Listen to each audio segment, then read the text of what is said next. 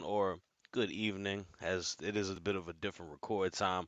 But we are here back with the Sunday Spotlight, the weekly show where we spotlight topics of everything that's going on in the world of professional wrestling.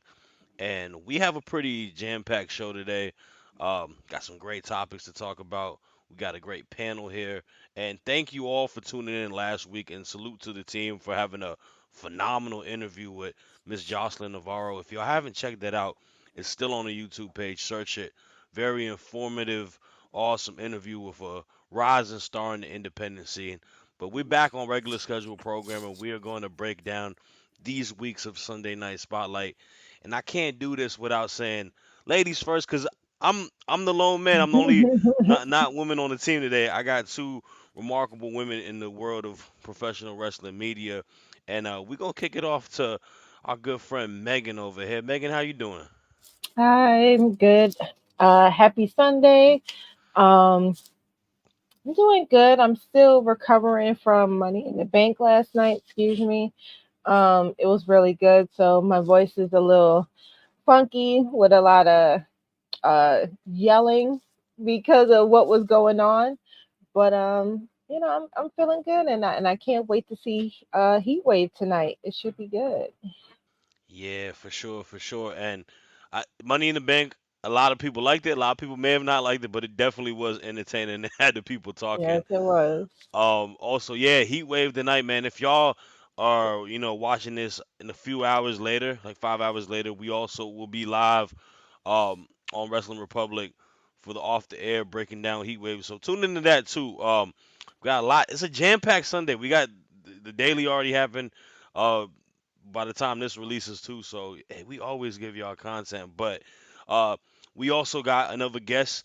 It's great to see her back in the building. Savannah, how are you?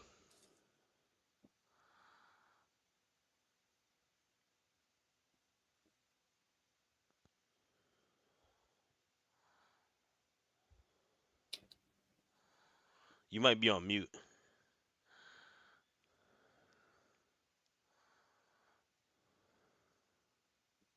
Yeah,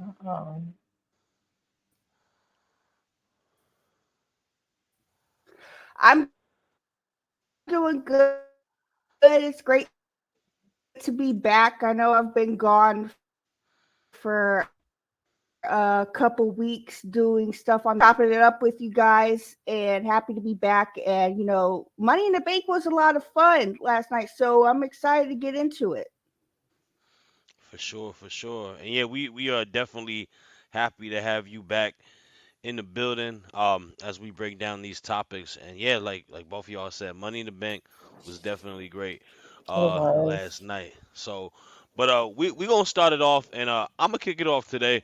I'm going to go with my topic, my spotlight, and it is going to be in the realm that I'm definitely familiar with. As y'all know, they call me the Tuesday night delight for a reason, reviewing NXT. But it's Charlie Dempsey, and I gotta tip my hat off to Regal Jr., as I like to call him on the show. He's doing phenomenal work this year, and we talk about the Forbidden Door moniker, the Prohibited Portal. He's kind of been that for the WWE this past year. I've got to see him wrestle in All Japan.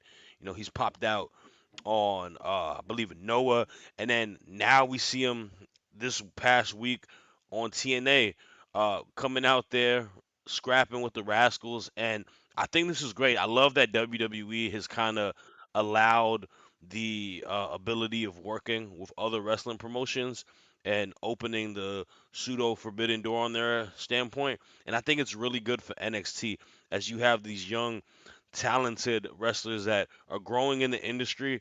It allows them to kind of grow in all facets of the wrestling landscape. And I think TNA has so much rich history. Having a Charlie Dempsey there kind of opens their eyes for there. But this guy's also really talented at wrestling. And you just think about the ability of phenomenal matches he can have against guys out on TNA. I know him and Wentz next week is going to happen. I mean, him and Josh Alexander is a dream match of mine that I would love to see bell for bell. And I just think the guy's really improved so much as a character. Everything with the new quarter catch crew. I think he's really like starting to find timing with comedy being the leader, everything kind of going on with them after Gulak leaving. He's kind of stepped foot and really took over the reins of being the leader, and it's really worked. And Mhm. like I said, that's Regal's son, William Regal. If y'all know, obviously you guys know, we all in the same age group. He was Yes. funny.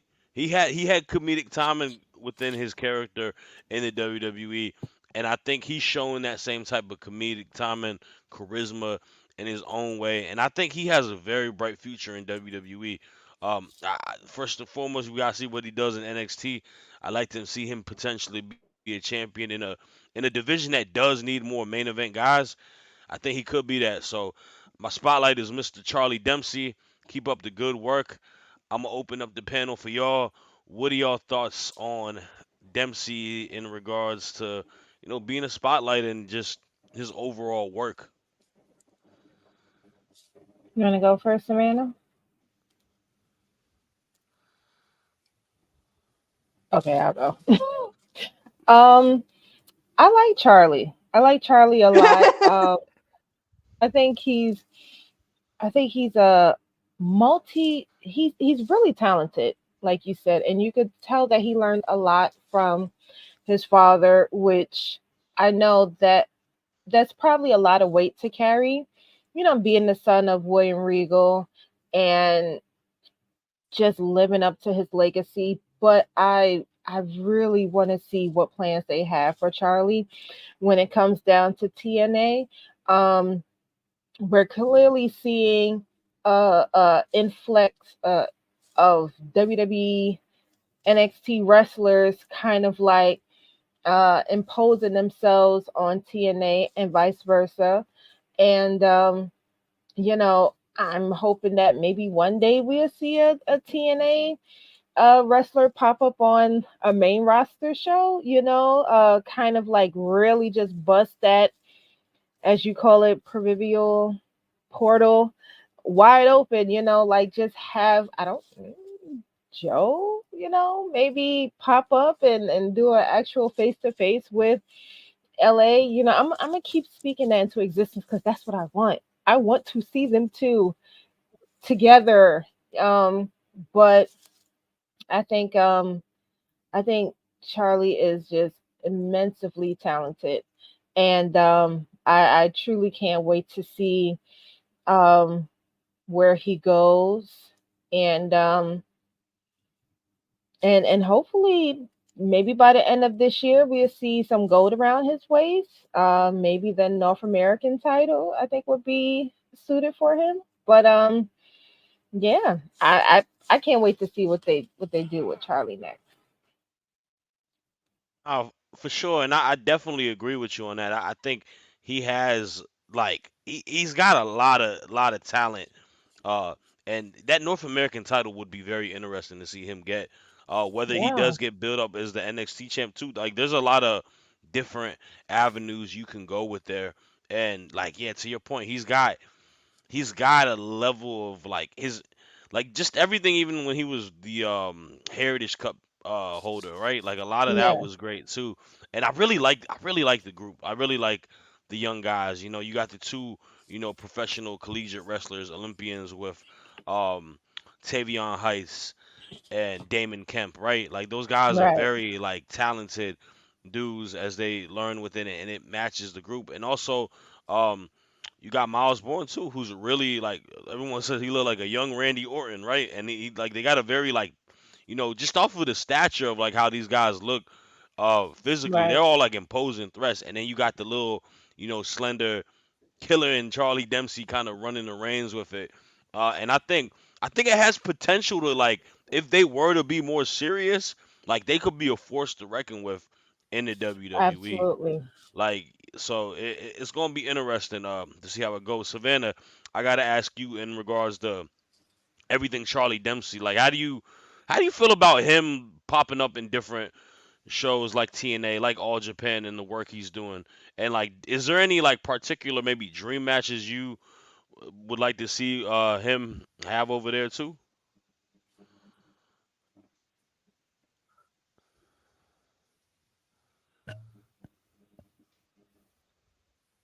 Um, my thing is, normally when you see like a parent-child duo come into wrestling, you would expect um, the child to follow in the father's footsteps. That's not the case for Danger Zone. We saw him show up at Bloodsport WrestleMania weekend. Obviously, he showed up at TNT. So, I'm excited for his run. I do want to see him with some gold around his waist. And, the sky's the limit for William Regal coming back to NXT is a good thing in order, to push this kind of storyline with his son. Y- Yeah, I that is a brilliant point too. The fact that Regal is back in NXT and he can kind of also, have his hand with molding his son, and like that's I know we enjoyed. I love the work that he did with the Blackpool Combat Club and AEW, but like sometimes you realize in the sport, man, like especially like y'all said, like um having your son be in the same business as you and seeing that you could really want to be there as he rises and gets to the top. It's great to see. So Yeah, salute to them, and yeah, Charlie Dempsey, we are fans of you on here. We're excited to see the show tonight. Hopefully we see him pop up. absolutely. um, we're gonna get to the next topic, and I'm gonna kick it right off to you, Megan, because Yes. you wanted to talk about the BA, Billy Gunn, as he had a Yeah, very, very informative interview this past week. Break it he down for us. did. Okay, so I thought this was a very important topic to talk about because it shows a level of mutual respect between a veteran, a legend, and an emerging legend, someone that really has the potential of being a Hall of Famer one day. And I wanted to talk about Billy Gunn expressing his desire to have his retirement match with Will Ospreay. And apparently, he had said this before back in December, but during his interview with Chris Van Vliet, he reiterated that this is his retirement match. This is who he wants to end his career with. And I just wanted to read this quick quote that he had said, where he said, "I don't know what it is about that kid. I love him. I tell everybody that's my retirement match. When I retire, it's me and Will." And he just said on some media scum that he's in AEW to retire me. And I think that shows, like I said, the mutual respect between these two. Like Will knows Billy Gunn he's been doing this for well over 30 years. He's an 11-time tag team champion. He's the last DX member who is currently wrestling. Everyone else has retired. Everyone else has hung up their boots. He is the last remaining um DX member that is still active, and it's just it, it it kind of hits me in the heart because it's showing me that a lot of the wrestlers that I have grew up watching is all getting ready to retire, and it's very emotional, especially after last night and John Cena announcing his retirement, and it goes to show that time waits for no one, and when it's time for you to move on to another stage of life, you have to start putting in these preparations for who it is that you want to have that last match with. And while Rey Mysterio um is expressing that he wants his retirement match with his son Dominique, I think it's very admirable for Billy to want to end his career with Will. Despite the fact that both of his sons are triple champions at the moment, um, I think he sees something in Will that he knows like Will is really going to give him a fight for his life, and he wants it to be with someone that I feel he holds high respect for. So I think it's admirable of him, and I don't know when this match is going to happen because I don't think Billy really put a time frame on when he wants this retirement match to happen, but I'm guessing it's nearing. I'm guessing it'll be soon. Um, but I like the idea of it, and I hope that Will realizes that this is a really huge opportunity for him, and I hope he understands that Billy has to have an immense level of admiration and respect for him. So um, that's my spotlight of this week is Billy Gunn's retirement match with Will Ospreay. Nah, and I really like it. And if for those who haven't watched the interview, definitely a great interview overall. Billy Gunn, to your Yeah, point, the guy is like he's a legend, man. Like he's one of the greatest, yeah, part of one of the greatest factions of all time, tag teams in WWE. And that that's a lot to say about Will Ospreay. And then we talk about Ospreay a lot on all the shows and how amazing he is and all the phenomenal in ring stuff he does. But it's one of those cases where it's like yeah, I feel like Billy Gunn is coming. Like there's a place like you said, like with Ray talking about his son wanting to do that with Dom. I think, like you said, Billy's like, man, if I want to go out, I want to go out guns a blazing, and I want to bet, I want to go head to head with one of the baddest MFers in the business right now, and I want him to give me that last match that makes me feel like, right. okay, I feel good. I feel good Uh, about how I'm ending it off. yeah, Savannah, what are your I'm thoughts telling on? you that Will hit him with Hmm. that hitting blade is. Oh, It's I gonna was be going to say crazy. Will hitting him with that hitting blade is going to be very much like Shawn Michaels and the Sweet Chin Music on Ric Flair. It's be devastating. It's going to be Yeah, absolutely heartbreaking. nah, for sure. Savannah, I gotta ask you in regards to like, what do you think about Billy versus Osprey as Billy Gunn's last match?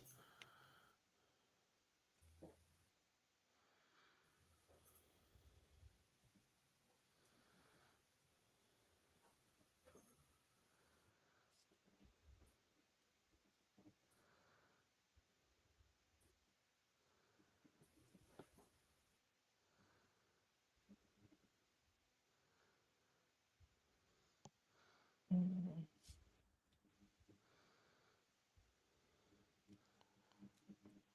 Let me just pause. All right. But yeah, in regards to Billy Gunn, Savannah, what are your takes on him versus Osprey as like his last retirement match? That kind of shocked me because I would have figured it would have been against one of his sons, or like either tag team action, because he is a tag team specialist. And it's funny because after Money in the Bank, I watched the old No Way Out um shows from like 97, 98, and Billy's a tag team specialist. One of the head coaches and AEW, everybody looks up to him.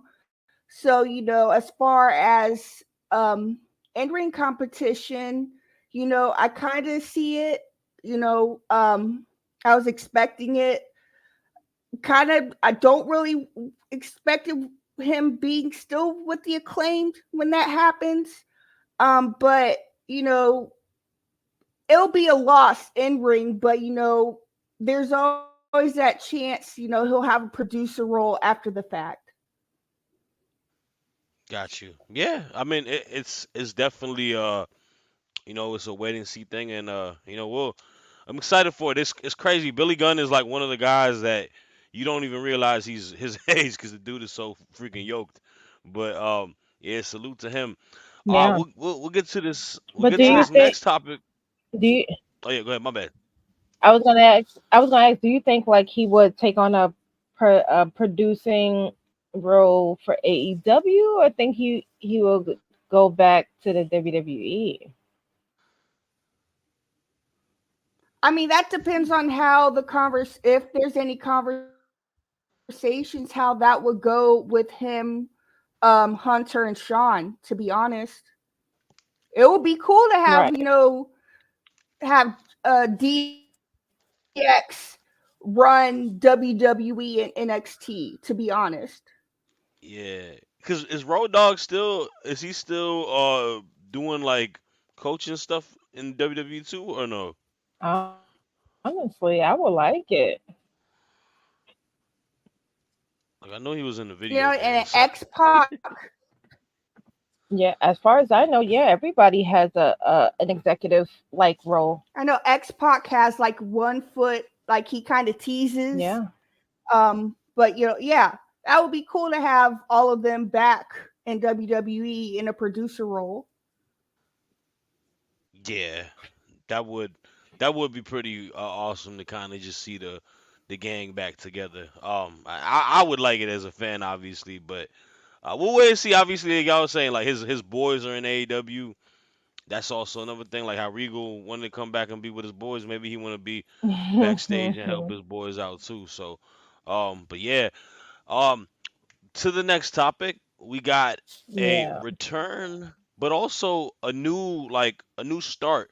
Uh, Gabby Tuft, formerly Tyler Reck, obviously going through their journey transition, and now this is her first match back after a little while.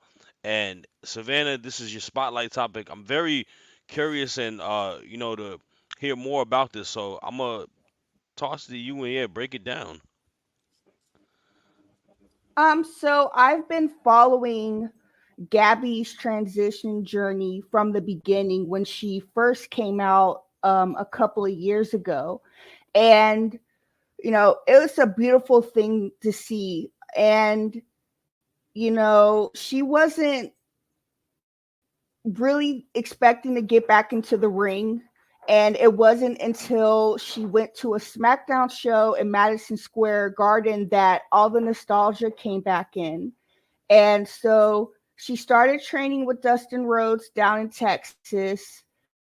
She then went with Natty and TJ and trained at the dungeon. And then recently she made her debut at West Coast Pro against J Rod. And it's like and it's been so long since she's been in the WWE ring as Tyler Rex. It's like she never left in the first place. Flawless. Um, Her promos were on point. As far as any top promotions that would be looking to sign her, you know, I don't know. The sky's the limit, but I'm enjoying seeing this journey that she's doing on the indies right now. And it would be cool to see her go against Dark Sheik at like GCW or either Surreal when she comes back from injury. Then it would also be cool to see her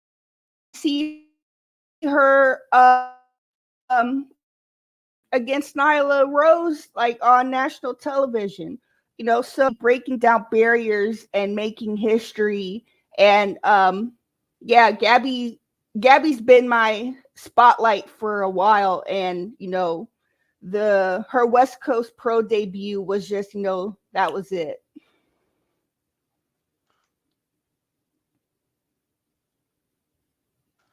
Sorry about that for sure. And it's definitely it's such a cool thing to see someone obviously get an opportunity to like live their truth and be what they want to do, and then come back into the world of wrestling. And you know the world of wrestling, I like to say, should always be a open door for everybody, like any different creeds, races, gender, whatever it may be. And it's just one big, like, world that's open, and you kind of just connect to wrestling, and you get to represent whatever it may be.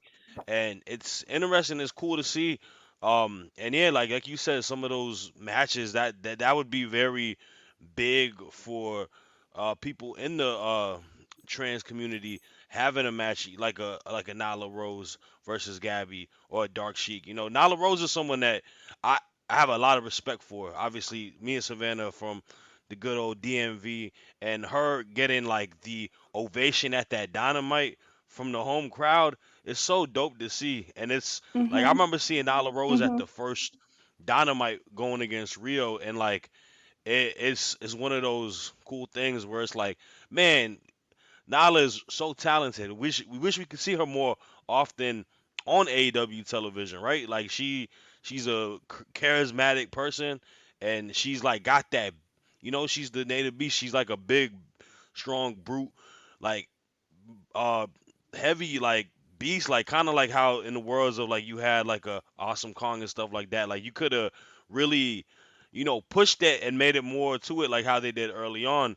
And we hope to see more representation, hopefully for people in their community getting a chance in the wrestling world and whatnot. Megan, you any thoughts on Gabby having her allow me to reintroduce myself kind of moment into the world of wrestling? Um, well, yeah, I just think it's extremely important representation of all walks. I'm very big on that.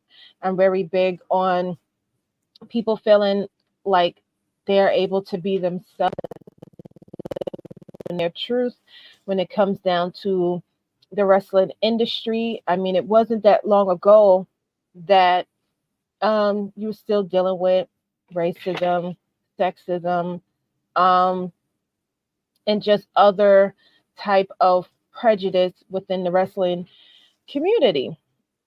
Whether you was a wrestler, whether you was a wrestling fan, um, but to see Gabby be able to go into the ring in her being, in her true self, and to be accepted, and it had to have been a really big moment for her. And I'm just happy that she can now be in a, in she can do what she loves as her true form. And Mhm. I think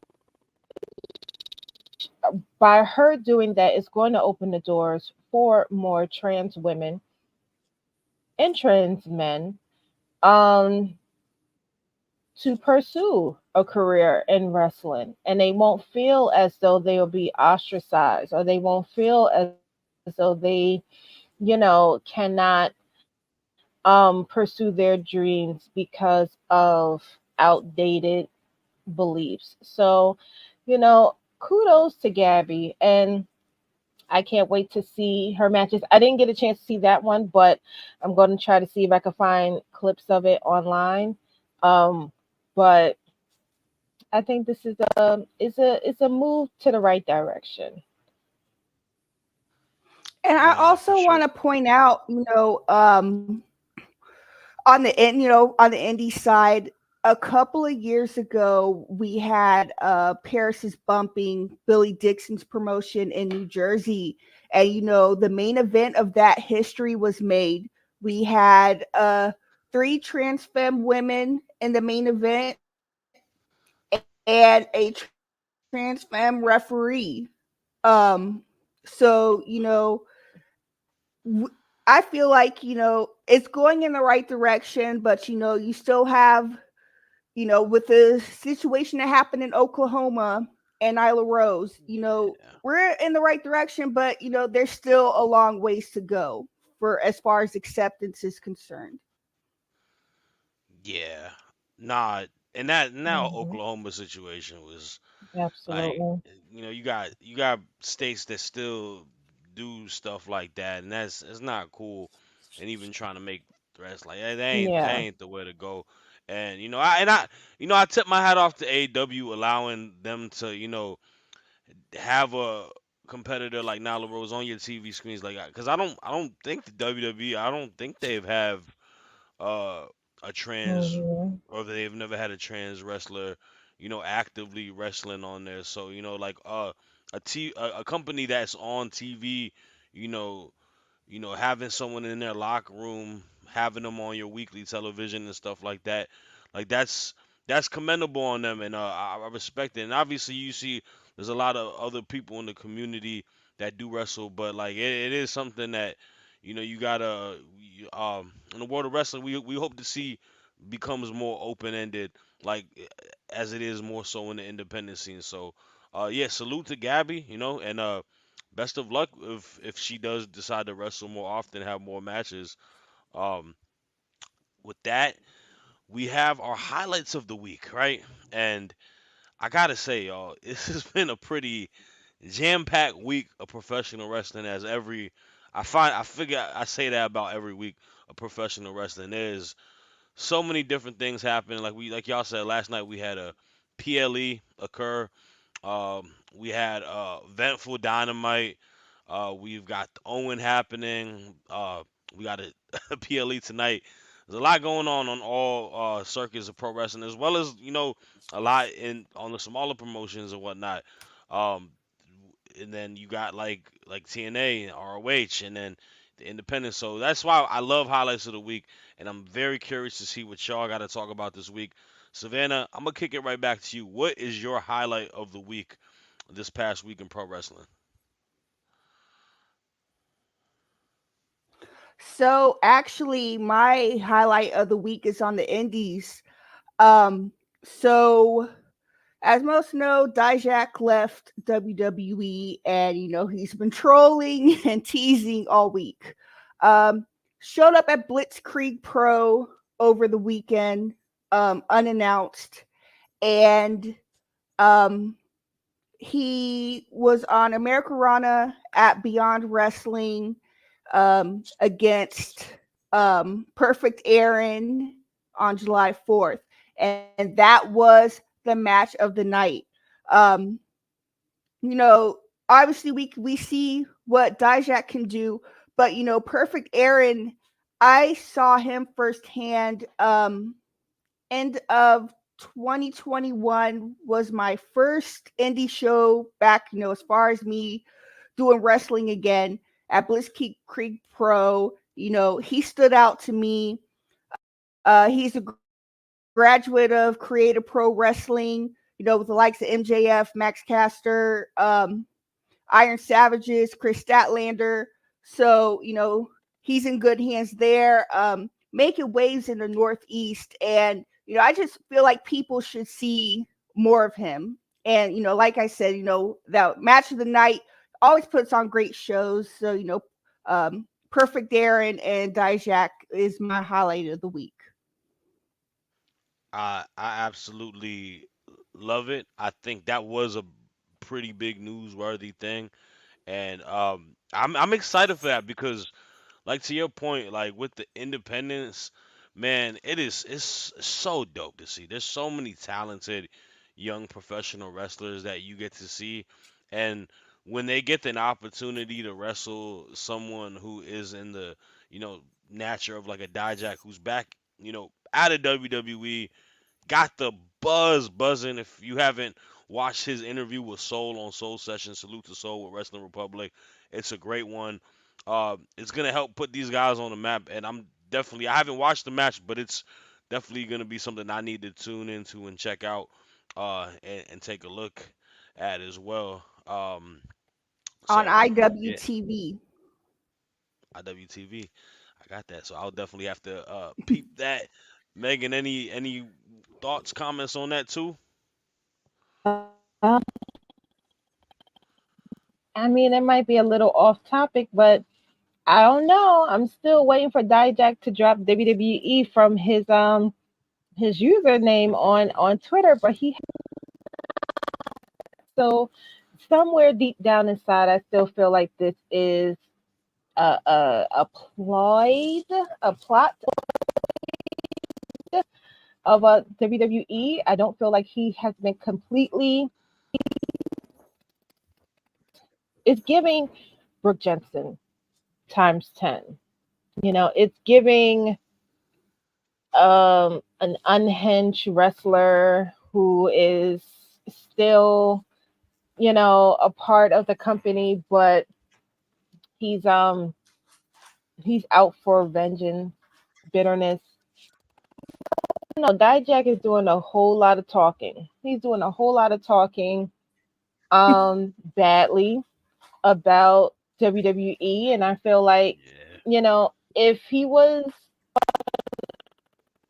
off record, I think they would have threw a cease and desist at him by now. So no. They're still letting him talk. Kind of tells me I still feel like they're still in cahoots together. But I think I like Dijak. Dijak is fun. I loved his feud with Joe Gacy, and even if it's true and he's really gone, I'm still I'm and that's me putting it on record. So if I'm wrong, I'm wrong. But I don't think he's going too far. Not Okay. yet. Okay. Hey, crazier things have happened. So I will say it could possibly be the case. We'll just have to wait and see. But yeah, super talented professional wrestler. So I'm excited to see what he does. I really hope it'll be cool to see maybe an independent promotion out our way. Savannah would give him a call and maybe mix it up with some guys over here. There's a couple matches with some dope indie talent from the DMV that could I'd love to see him have matches with. So hey, we'll see if he's really an independent wrestler or not. But all right, well, okay, so that's a great start off to the highlight. Megan, I gotta ask you now, what is your highlight of the week?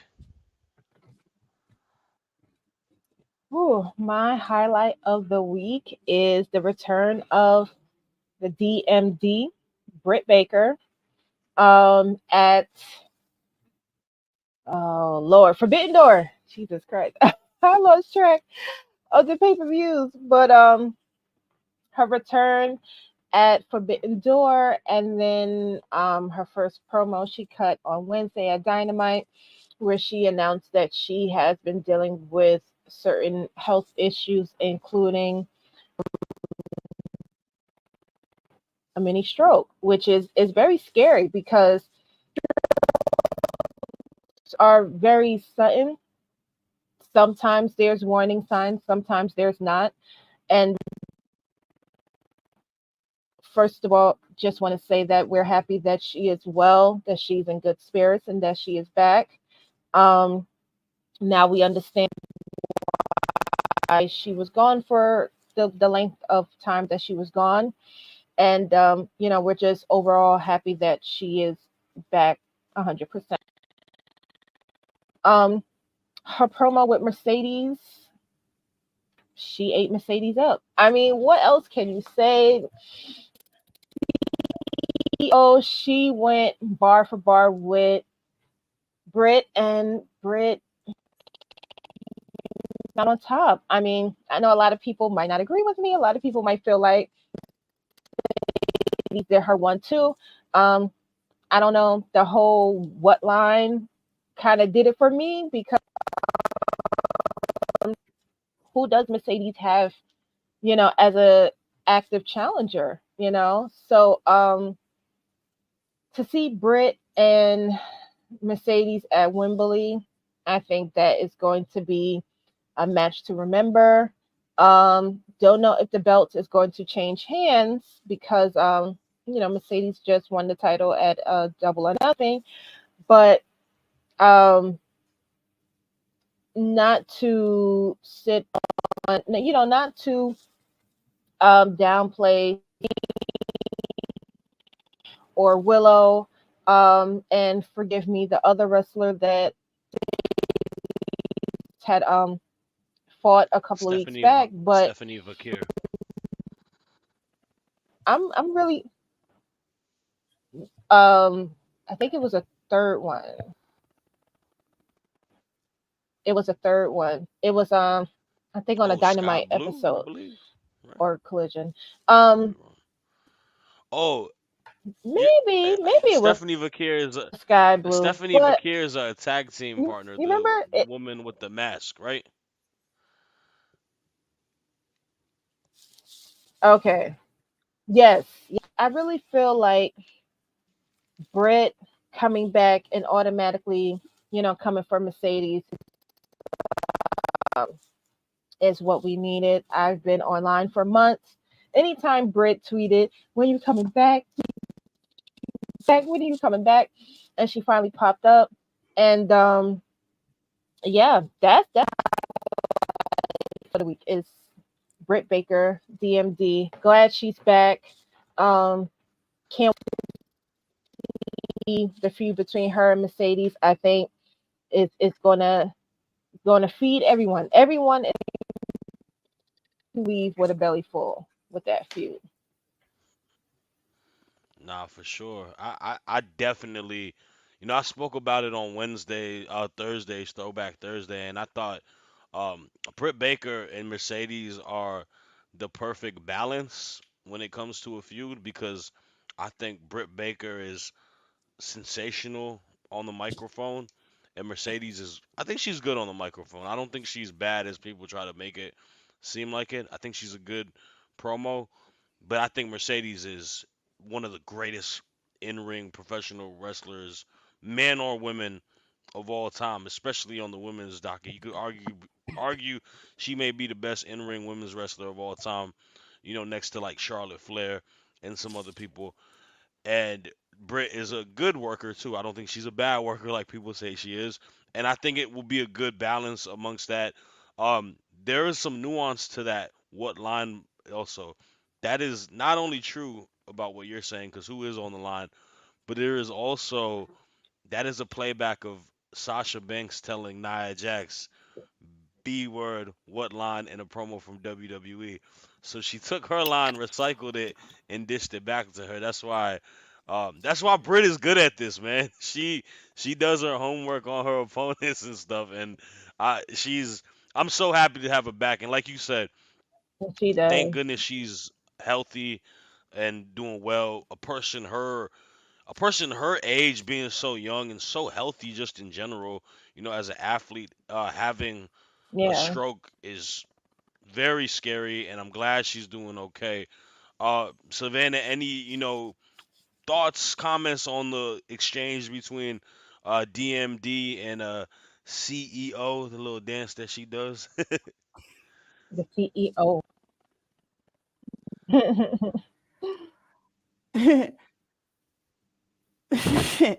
um, yeah, that song that's starting to become like a Baby Shark song. Starting, in my opinion, starting to get a little bit annoying. But yeah, I was happy to see Britt Baker back. As uh you know, I don't, as a Bengals fan, I don't like the fact that she's a Steelers fan, but that we'll address that a different day. But her promo was very touching. It hit me in the heart there because I understood. And she's a workhorse. You're running a dentist office, 5 days a week, and then having to fly to do AEW, then go back to running your dental office. Kudos to you. And you know, I'm excited for. I guess it's going to be a baby run for Britt Baker, and no, I'm very excited to see what goes down at Wembley. Yeah, no, for sure. And I to your point, I said it on Wednesday when we were talking the preview to it. There, Ben asked, who should be heel, who should be babyface, and I was like, it is going to be very difficult to make those fans want to boo Britt Baker after being out as long as she is, and her being a fan favorite in AEW. I mean, she's the first woman signed on AEW, right? So, she's someone that they kind of have seen grow as a superstar and become a big time superstar in professional wrestling. So I'm excited for it, and I'm still rooting for my CEO though. I'm sorry, guys. We making money over here, as they like to say, but it should be a good one. Um, that goes to me though. I will close the show off with my highlight of the week, and I waited to the very end because my clock runs on Tiffy time. Yes, my highlight of the week was last night's women's Money in the Bank ladder match, and there is going to be a lot of criticism on the pay-per-view PLE regarding booking decisions, and I understand that sloppiness, but you give me a ladder match, I want utter chaos at all times, and that is exactly what those women delivered last night. Sure, clunky spots, sure, a few botches, but it was hard hitting, it was noteworthy. Those women put their bodies on the line and showed that we can do this ladder match just like the guys can do, right? And I thought it was the best ladder match in Money in the Bank history in regards to the women's side that I've seen. And you think about it, you run down the names, man. Lyra Valkyria, superb wrestling talent. You know, looked like $1 million coming out there, and the fans have really warmed up to her as she has come into the main roster, doing her thing. Zoe Stark, an incredible professional wrestler, putting her body on the line in crazy spots, doing what she got to do. Naomi, one of the most underrated women's wrestlers in professional wrestling, having crazy spots, doing the splits and hitting the buster through that. Phenomenal. Io Sky, who I think is the best women's wrestler bell for bell right now, doing what she got to do, man. Like that DDT on the ladder, off the top of the ladder to Zoe, I thought she was gonna go paralyzed. Chelsea Green having arguably the moment of the night, falling from the top of the ladder onto the tables, was just pure poetry. But at the end of the day, we run on Tiffy time over here, and I've told people that from the beginning. I thought she was gonna win this match, and her having a moment, her getting the briefcase, super curious to see how this is gonna go because I think you can milk this a little bit longer, and I think you can really create more of a star than she is right now. As over as she is, give us the pink bedazzled briefcase and all that.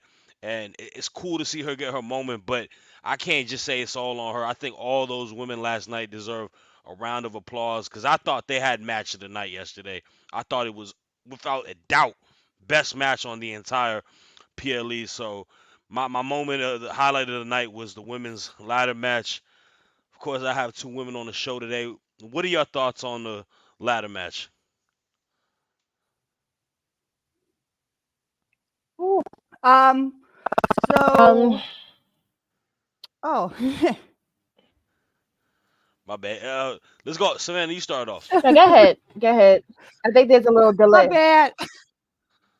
Yeah. All good. So. I think when the women's revolution started, you saw women in the Royal Rumble, women in Elimination Chamber, women in Money in the Bank, and they show up and show out each and every time.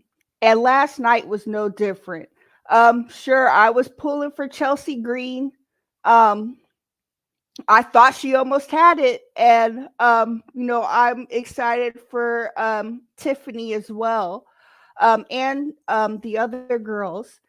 Um, but as far as I hope Tiffany doesn't make the same mistake Drew did and cash in early and then have it backfire. Like I want to see, um, you know, possibly she could cash in on Liv Morgan if she still has the title. She could cash in on Bailey if she still has the title. Or she can go back to NXT and get the women's title again. And then, with this merger that's going on with TNA, who's to say she might cash in on Jordan Grace and try to get the Knockouts title. So, I mean, it's so many different avenues Tiffany can go on. And, as long as, as you said, as long as they milk it out, we could probably see something.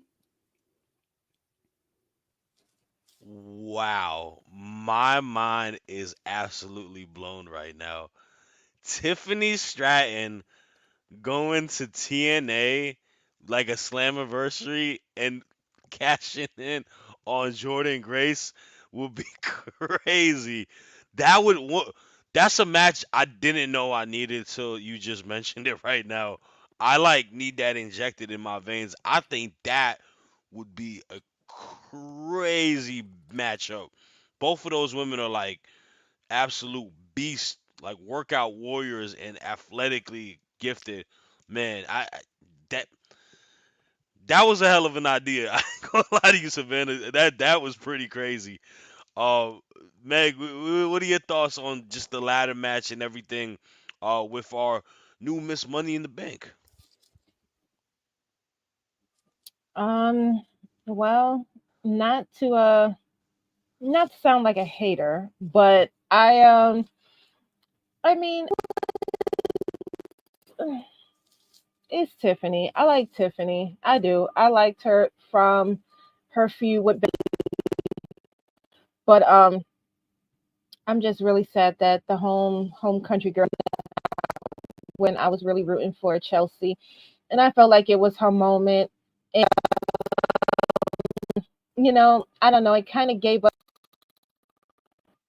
like she's comic relief, and for her to fall from the ladder to the table, yeah, it was a. But at the same time, I felt like Chelsea deserved this opportunity, and they didn't. I guess they felt different. Um, I mean, I might sound a little passive, but you know, I'm kind of bummed that my girl Chelsea didn't win. So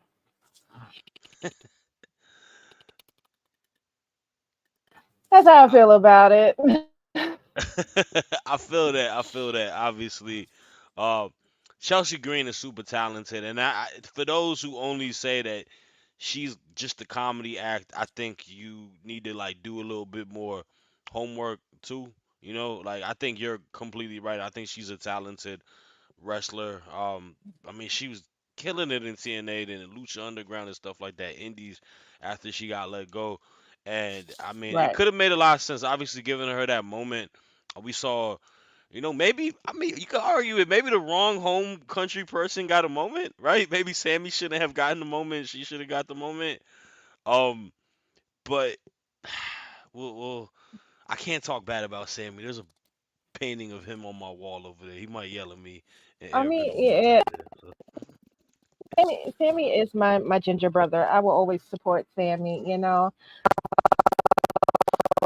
That's my guy. So I'm happy that he won. And I was definitely in a minority because I knew Sammy was going to take that belt. People thought I was crazy. Against Braun Breaker? No. I'm like, yeah, he fought Roman. He fought Solo. He could take Braun. And he did. And True. so, that kind of tipped it balanced the scales for me, So I I got you. had to I had to Yeah. take an L and I did with Chelsea. But I'm happy for Tiffany. I am. I truly am. She is an amazing wrestler, and she has a sickening body, and she is very entertaining, and she has charisma, and she is going to be around for a very long time. Without a doubt. I definitely agree with you on that. Um, well, that is all the time we have here today. And yeah, man, like I said, I appreciate you too for being on the show with me today. It was a great episode, a lot of informative stuff. If y'all haven't peeped any of the newsworthy stuff that we talked about today, go ahead and research it, man. It's a lot of great stuff happening in pro wrestling. And yeah, like I said, we'll be back tonight. Um, NXT Heat Wave right after NXT is done, maybe like 10, 15 minutes after it's done. We're gonna be breaking down the show, everything going on in that PLE. I'll be on there, so y'all get to see my annoying face again, fans. All good. Hate on the comments if you want to. But yeah, but we'll be back then. And we'll be back next week. So thank y'all for rocking with us and peace.